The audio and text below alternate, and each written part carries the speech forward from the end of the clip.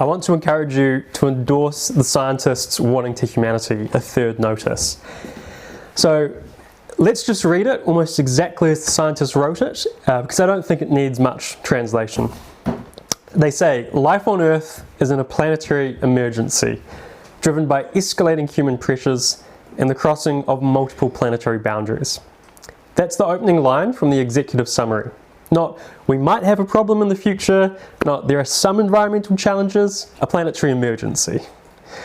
Climate change, biodiversity loss, pollution, land degradation, and resource depletion are intensifying and placing increasing strain on the natural systems that support life. And they say these pressures are already affecting food, water, health, and economic stability around the world, with the biggest impacts, as per usual, falling on the people who contributed the least to causing the harm. Humanity has pushed the Earth system beyond the conditions that have supported life and civilization for millennia. Without rapid, transformative change, both the living world and human societies that depend on it are increasingly at risk. This is the third warning. The first world scientist warning to humanity was issued in 1992, over 30 years ago. The second came in 2017, and now this third notice says there has been continued deterioration and that the margins for corrective action have narrowed considerably. They say these risks are not distant or theoretical, they're really affecting billions of people and undermining the conditions again that support human well-being and our socioeconomic stability.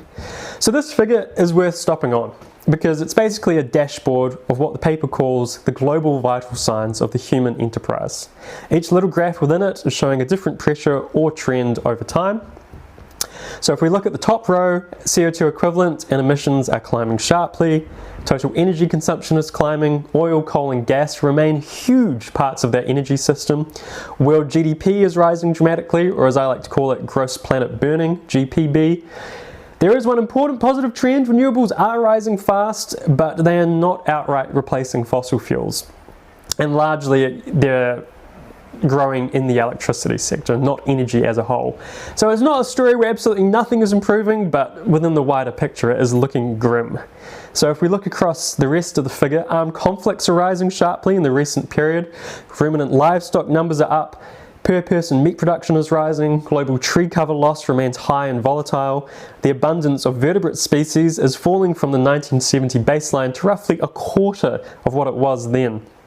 Zoonotic diseases are on the rise, plastic production is exploding upwards, water use is rising, human population of course is rising, protected area coverage is increasing, which is a positive sign, but again sits among this wider picture of expanding pressure on the Earth system.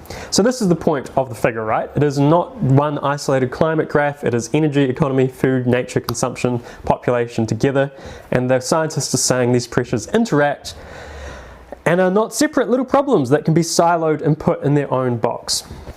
They then turn to planetary boundaries, the biophysical limits that define what scientists call Earth's safe operating space. 7 of 9 key boundaries have been crossed. Those include climate change, biosphere integrity, land system change, fresh water change, the disruption of nitrogen and phosphorus cycles, novel entities such as human-made chemicals, and most recently ocean acidification. And crossing several boundaries matters, right? Because it raises the risk of non-linear change. They say the simultaneous exceedance of most planetary boundaries implies increased risk of non-linear change, cascading impacts, and potentially irreversible Earth system shifts, such as a hothouse Earth trajectory driven by feedback loops and tipping points. The authors say critical tipping thresholds for the Greenland and West Antarctic ice sheets may have already been exceeded, while boreal permafrost, mountain glaciers, and the Amazon rainforest could tip soon.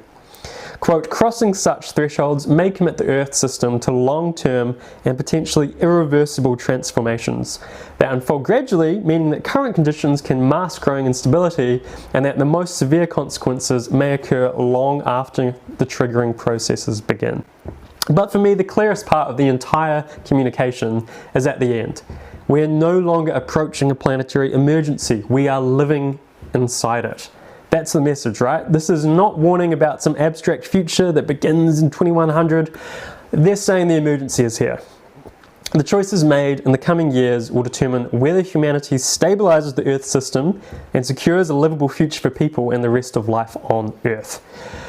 So it's a declaration that is calling for a public-facing endorsement, and it's available for individual endorsement by signing citizens worldwide.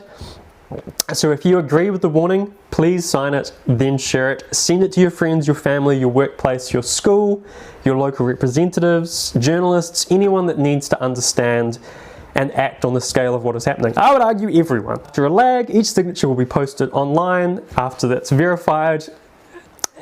There's already signatures from 85 countries on there, over 2,500 validated signatures, I might add, and the signatory list will be published in BioScience and presented to the United Nations Secretary General. So all the information is in the description. Thanks. Je vais essayer d'aller plus loin, mais je pense pas qu'ils vont me laisser passer. Allahu Akbar! Ahrab! Allahu Akbar! اهرب حضرت مكان روح روح روح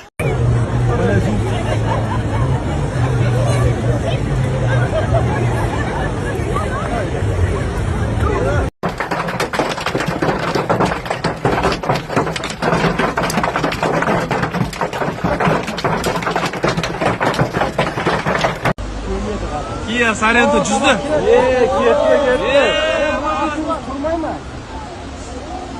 Avtobus ne gibi?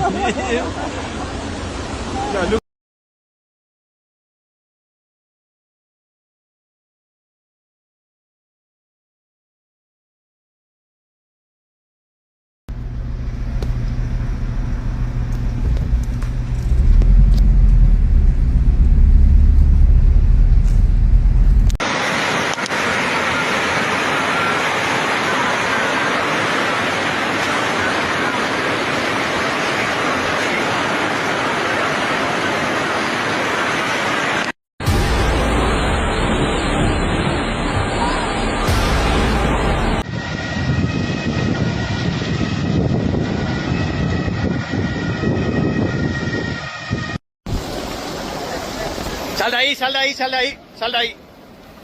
Sal de ahí. Sal de ahí. Sal de ahí, sal de ahí.